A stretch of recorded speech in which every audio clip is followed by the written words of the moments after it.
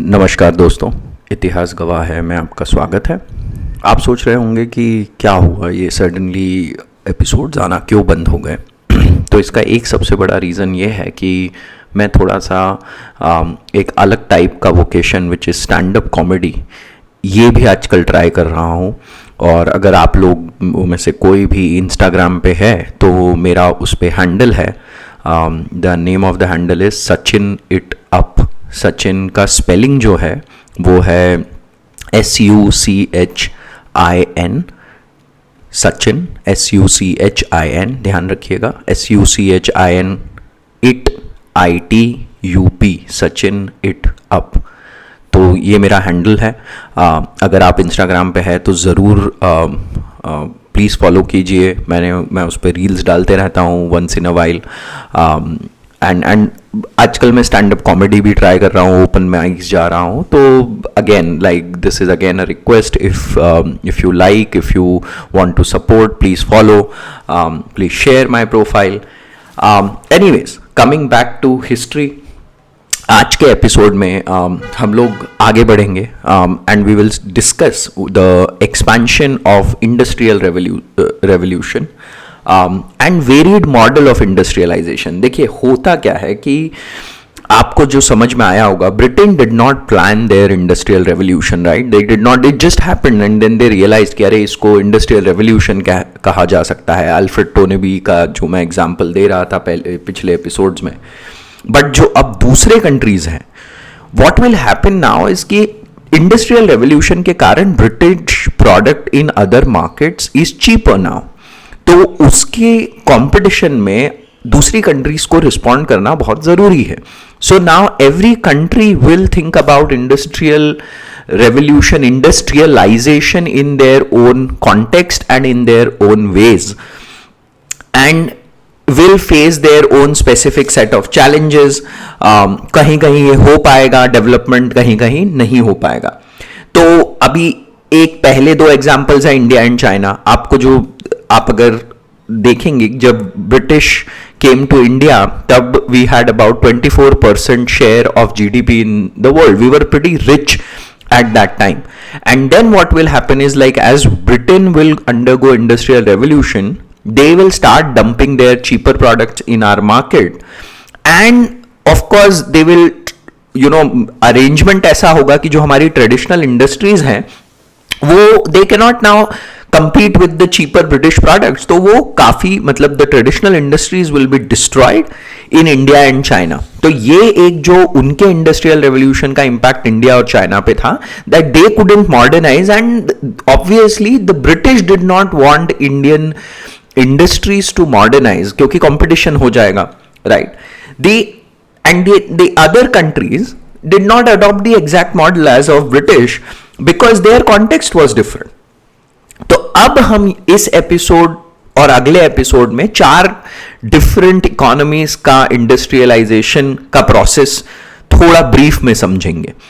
America, Germany, Japan and Russia, ये चारों का हम इंडस्ट्रियलाइजेशन अपने ब्रीफ में इस तरह से समझेंगे कि हम इन सब के रिलेटेड जो चैलेंजेस हैं, इनके जो कॉन्टेक्चुअल चैलेंजेस हैं वो एनालाइज करेंगे, वो उनको देखेंगे, एंड देन हम देखेंगे कि इनमें इंडस्ट्रियलाइजेशन हुआ कैसे ultimately, right? What were the factors that led to industrialization. तो let's start with American model of industrialization. मैं इस बात पे बहुत ज्यादा एम्फेसिस करना चाहता हूं, ये भले ही ऐसा लग रहा हो कि अरे अब 4 लोगों का इंडस्ट्रियलाइजेशन क्यों समझना है। The reason I want to share this is because we have to understand कि बहुत बार हमको लगता है कि हम लेट्स से किसी कंट्री में गए, हम कभी घूमने गए, या just generally probably we heard and read an article about it, और वहां पे कुछ एक बहुत अच्छी बेस्ट प्रैक्टिस देखने को मिल रही, राइट?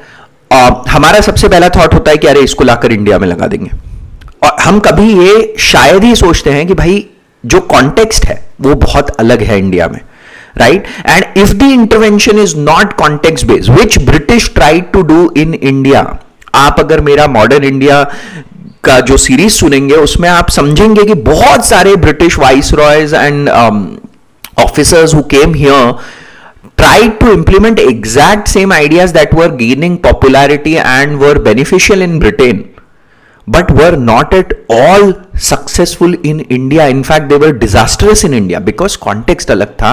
और अगर बिना context के हम कोई भी intervention create करते हैं, there is a very very big chance कि वो disastrous होगा long term में. And that is why I want us to go through and understand at least 4 different situations in which industrialization happened, understand the challenges, और देखेंगे फिर कैसे context based factors हुए जिनके कारण industrialization हुआ वहां पर. So American model of industrialization, what were the challenges? Let's begin with that. अब देखिए, pre-independence America was again what Britain was India for Britain, which basically send the raw material and export the finished goods, and that was the model of commercial capitalism. Post independence अब America में क्या होगा कि जो 1776 में independence मिली, जो 1780s का decade है, उसमें the structure of the government, the central authority of the government was not strong enough, और उसके कारण सेंट्रलाइज मार्केट क्रिएट करवा पाना was extremely difficult. Lack of appropriate infrastructure, there was no proper infrastructure, basically transport, communication and banking. These 3 are major factors when you think about industrialization. तो फिर हुआ क्या, मतलब कैसे हुआ इंडस्ट्रियलाइजेशन? सो सबसे पहले क्या हुआ, 1790 में न्यू कॉन्स्टिट्यूशन के चलते एक पावरफुल फेडरल गवर्नमेंट, संघीय सरकार, यूनाइटेड स्टेट्स ऑफ अमेरिका का मतलब क्या है, ये एक संघ है, परिसंघ, ये फेडरेशन है जिसमें स्टेट्स की अपनी पावर है, but all states are united as one. तो जब ये हुआ तो इसमें सबसे पहले स्टेप क्या लिया गया कि इंटरनल जो टैक्सेशन था वो हटाया गया सब. और दूसरी बात मैं एक और बहुत अच्छे से बताना चाहूंगा, ये वो टाइम है जब अमेरिका, आज जो एक बहुत बड़ा जो हमको अमेरिका का मैप दिखता है, आप ये समझिए कि जस्ट ईस्टर्न पार्ट ऑफ जो 13 कॉलोनीज और उससे थोड़ा बियॉन्ड आप वेस्ट साइड में जाएंगे अमेरिका के, बस उतना ही था उस समय अमेरिका. बाकी और एक्सपेंशन हो रहा था, होगा आने वाले डेकेड्स में, सेंचुरीज में, बट ये अभी नहीं था. ये उतना ही एरिया आप अभी जो आप अपने इमेज बनाएंगे वो उतने ही एरिया के बनाएंगे. तो इसलिए फिर वहां पे यूनिफाइड मार्केट डेवलप हुए. Then development of modern transport and communication, एक बहुत famous road, Cumberland road was developed from Potomac River to Ohio River, जिसको भी थोड़ा सा अमेरिकन ज्योग्राफी का आइडिया है वो ये समझ पाएगा. अगर आपको और जानकारी लेनी है, आप अभी यूएस में हैं, तो जरूर मैप पे देखिए Potomac river to Ohio river, ये कम्बरलैंड रोड है. In fact Cumberland is a very famous brand on the east coast as well, यही नाम से Cumberland farms.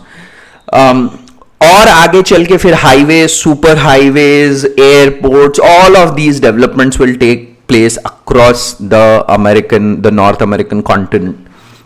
Then creation, formation of national banks. Banking बहुत इंपॉर्टेंट है investment के लिए, right? So bank of United States, 2 banks of United States were established in 1796 and 1816.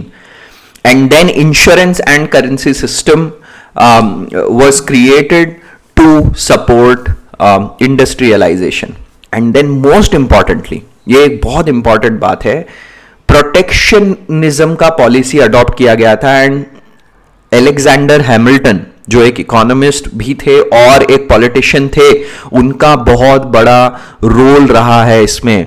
In fact Hamilton नाम का एक ब्रॉडवे म्यूजिकल भी है, कभी आपको मौका दिखे तो जरूर देख के आइए उसे, बहुत शानदार म्यूजिकल है. आपको American independence and post independence के बारे में बहुत जानकारी मिलेगी. एंड हैमिल्टन एक ऐसे कैरेक्टर हैं जो बहुत कंट्रोवर्शियल भी रहे हैं अमेरिकन हिस्ट्री में. सो वो ही was behind putting major emphasis on protectionist approach. Protectionist मतलब कि बाहर से जो माल आ रहा है उस पर ज्यादा टैक्स लगाओ. It's against free market. Free market में क्या होता है कि भाई हम भी टैक्स नहीं लगाएंगे और जो हमारा माल दूसरे के यहां जा रहा है वो भी टैक्स नहीं लगाएगा हम पे. तो ये फ्री मार्केट कंपटीशन होगा, सिर्फ purely based on product quality और वैल्यू और व्हाटएवर. बट जब प्रोटेक्शनिज्म अप्रोच अपना ली तो बेसिकली आप क्या कर रहे हो कि कोई बाहर का फोन है या बाहर की कोई कमोडिटी है उसको हाई टैक्स लगा रहे हो अपने यहां पे, और अपने यहां के माल पे कम टैक्स लगा रहे हो, so that it can become competitive in the market. And America adopted that model to support its industry. ठीक है, ये चीपर यूरोपियन प्रोडक्ट्स को देख रहे हैं आप कि ब्रिटेन के कंपटीशन में आने के लिए क्या मॉडल और the best, the other big part was that this policy will almost continue until 1960s. ठीक है, जब अमेरिका फाइनली एक first and foremost industrial power बन जाएगा तब फिर वो अपने मार्केट में फ्री मार्केट और ये सब अडॉप्ट करेंगे, बट तब तक प्रोटेक्शनिज्म की पॉलिसी ही अडॉप्टेड रहेगी अमेरिका में. तो ये बहुत इंपॉर्टेंट पॉइंट था, इसलिए मैं इस पे एम्फेसाइज कर रहा हूं बार बार. दूसरा, एनकरेजमेंट टू प्राइमरी एजुकेशन. मैं आपको एक बात बता देना चाहता हूं कि हर कंट्री जो एक स्ट्रॉन्ग इंडस्ट्रियल पावर बनी उसने emphasis on primary education early years में रखा ही रखा. उसका रीजन ये होता है कि अगर प्राइमरी एजुकेशन आपका स्ट्रांग है तो आप इस तरीके से समझिए कि 10th 11th ग्रेड तक आते आते आपको बहुत अच्छा एजुकेटेड और चीप लेबर अवेलेबल रहता है काम के लिए. मैं ये नहीं कह रहा हूं कि हायर एजुकेशन नहीं करना चाहिए, बट आप अगर अमेरिका के बारे में देखेंगे तो बहुत सारे बड़े बड़े जो कंपनीज हैं अमेरिका में, लाइक फॉर एग्जांपल वॉलमार्ट, यहां पे बहुत अर्ली एज से लोग इंटर्न बन जाते हैं और आगे उनका ग्रेजुएशन पोस्ट ग्रेजुएशन में वॉलमार्ट हेल्प करता है, and then like they get into like normal economy as such. But what I am trying to say here is that cheap availability of cheap and good quality labor is extremely important in the initial years, और यही एक चीज है जो Nehruvian economic model में नहीं हो पाई थी. फिर से पोस्ट इंडिपेंडेंस इंडिया कि अगर एपिसोड सुनेंगे आप मेरे जो सीरीज मॉडर्न इंडिया में है उसमें मैंने बताया कि एक बॉम्बे प्लान क्रिएट किया गया था. Famous industrialist like GRD Tata, Ghanshyam Das Birla, Lala Shriram, John Mathai, ये सब और भी 2-3 लोग मिलके इन्होंने एक बॉम्बे प्लान बनाया था जहां पे इन्होंने बहुत स्ट्रांगली रेकमेंड किया था कि हमारे प्राइमरी एजुकेशन सिस्टम को स्ट्रांग करना बहुत जरूरी है if we were to become a strong industrial power. But it was not put on priority in Nehruvian economic model, which was basically heavy industry, higher education, high quality. वो बहुत अच्छा काम हुआ, but क्या हुआ वहां पे फिर जब लोग वहां से ग्रेजुएट हुए तो क्योंकि नीचे कुछ हुआ ही नहीं था, प्राइमरी एजुकेशन इतना टफ था, तो वहां से फिर ब्रेन ड्रेन होना शुरू हो गया. तो प्राइमरी एजुकेशन पे एक बहुत बड़ा एम्फेसिस डाला अमेरिकन मॉडल ऑफ इंडस्ट्रियलाइजेशन में भी. कॉम्प्रिहेंसिव इम्प्लीमेंटेशन 1830 में एक प्राइमरी स्कूल मॉडल अडॉप्ट किया गया. एंड ये जो है जैसे मैंने कहा ये एक बहुत बड़ा एडवांटेज बनेगा क्योंकि then there is cheap in house labour available for industries to develop. तो ये था American economic American industrialisation model. मैंने चैलेंजेस कुछ बताए और फिर कुछ फैक्टर्स डिस्कस करे which led to industrialisation in America. एक फाइनल चीज बताना चाहता हूं अमेरिकन इंडस्ट्रियल मॉडल का कि इसमें हुआ ये कि labour has always been expensive in America. ये आज की बात नहीं है, ये बहुत पहले से होते आ रहा है, और इस कारण से अमेरिकन इंडस्ट्रियलाइजेशन मॉडल में there was a high emphasis put on high technology and higher wages. This is what American economy developed to be. It was a high tech, high wages economy. तो high wage के कारण industrialist हमेशा ये सोचते रहे कि हम और टेक्नोलॉजी कैसे ला सकते हैं, और ये एक बहुत बहुत बड़ा इंपॉर्टेंट एस्पेक्ट है अमेरिकन मॉडल ऑफ इंडस्ट्रियलाइजेशन का. ये प्लीज ध्यान रखिएगा.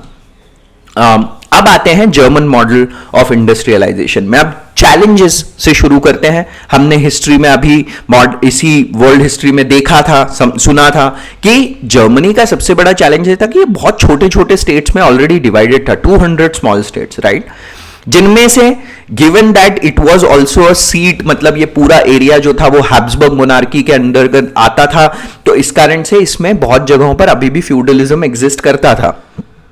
लॉ एंड एडमिनिस्ट्रेशन हर जगह अलग अलग था, ठीक है। इन्वेस्टमेंट के लिए लोगों के पास इंडिविजुअल मनी नहीं थी।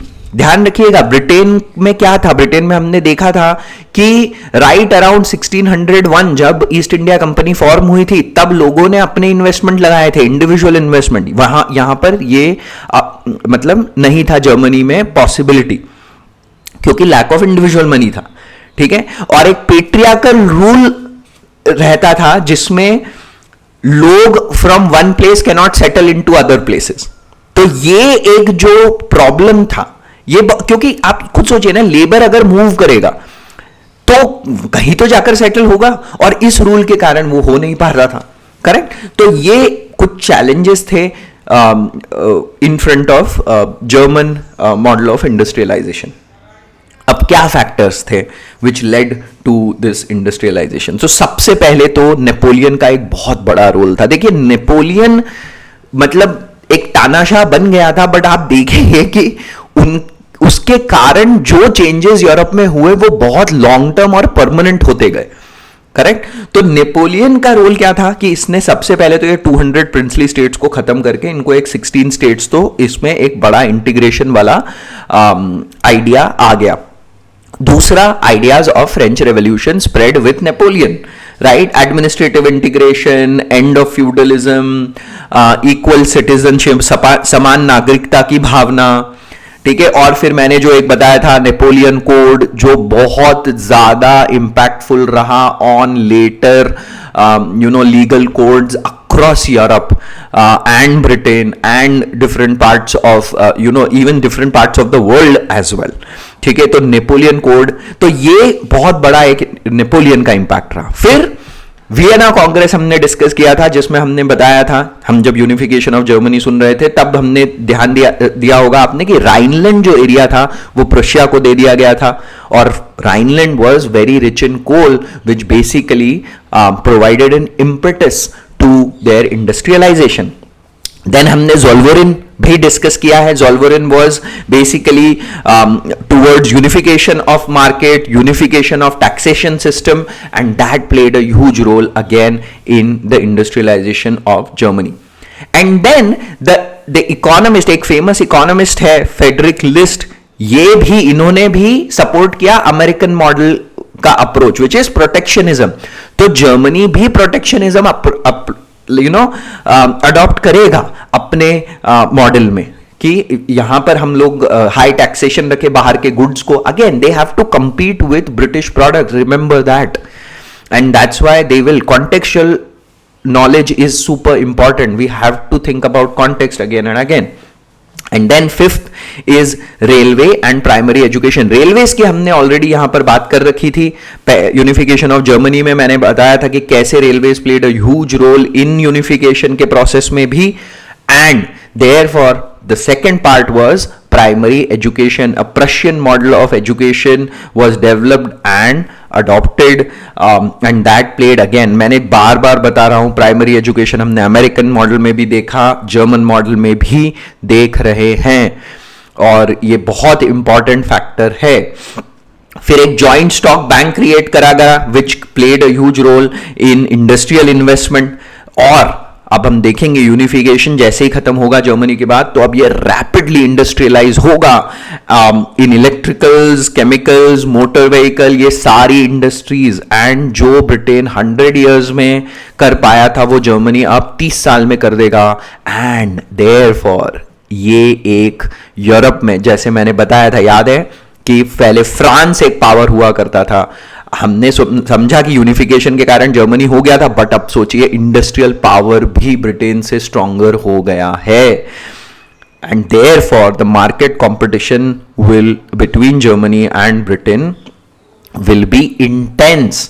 इंटेंस क्यों है? क्योंकि अब जर्मनी को भी तो अपने प्रोडक्ट्स के लिए मार्केट चाहिए ना भाई। पूरा कहानी ही ये है, आप देखेंगे तो सब ये जो डेवलप होते जाएंगे एक बार बार यही सोचेंगे कि अरे मुझे अपने प्रोडक्ट्स के लिए मार्केट चाहिए, ठीक है। और ब्रिटेन का जो कॉलोनियल रूल था वो इतना बड़ा और इतना वास्ट था कि सबको ब्रिटेन पे ही ध्यान जाता था कि अरे इनकी कॉलोनीज को अगर हम फ्री कराते जाएंगे और फिर open market free market policy Adam Smith वगैरह टाइप का अडॉप्ट करवा लेंगे तो हमारे प्रोडक्ट्स फिर बिक पाएंगे इन मार्केट्स में। तो ध्यान रखिए, अब ये बहुत इंटेंस कंपटीशन होते जा रहा है। और यहां पर हमने अभी जर्मन मॉडल समझा और अमेरिकन मॉडल समझा। आने वाले एपिसोड में हम रशियन मॉडल ऑफ इंडस्ट्रियलाइजेशन और जापानीज मॉडल ऑफ इंडस्ट्रियलाइजेशन समझेंगे और फिर वहां से आगे बढ़ेंगे। सुनने के लिए आपका बहुत बहुत धन्यवाद। Again sorry to keep you all waiting. Even I was feeling कि ये बहुत बड़ा गैप हो गया है, but hopefully now without gap I will be producing these episodes in quick succession. Thank you for listening. Please follow कीजिए अगर आपको जरा भी इंटरेस्ट हो कॉमेडी में। The account name is SUCHIN Sachin it ITUP, Sachin it up. इसमें कोई space कुछ नहीं है, @Sachin it up, SUCHIN ITUP। सुनने के लिए बहुत बहुत धन्यवाद। अंटिल नेक्स्ट एपिसोड, जय हिंद।